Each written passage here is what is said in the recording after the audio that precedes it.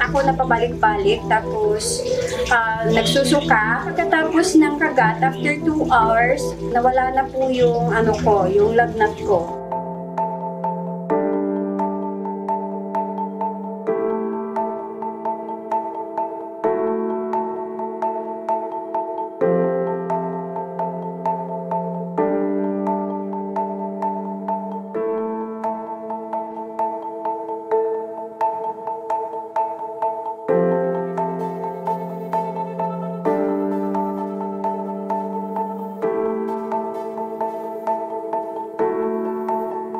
Pagkahawak ko ng ahas, babanggitin ko talaga po si God. God, ikaw nang tumulong sa kanya.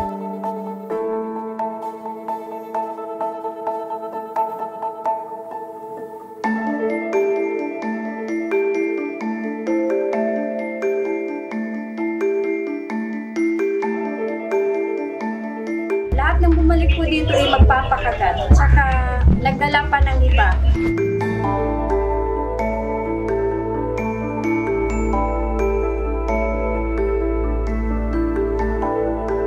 Yung pinapaniwalaan namin na lahat po ng naniniwala dito, sila lang po yung nakakatanggap sa blessing na kung ano man ang meron dito sa Miracle Snake na bigay ni God.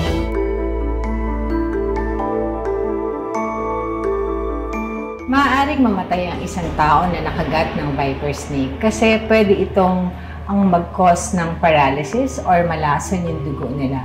Hindi natin ma-advise na magpakagat sa isang viper snake or any venomous snake for the therapeutic effect or para ipagamot ang isang sakit.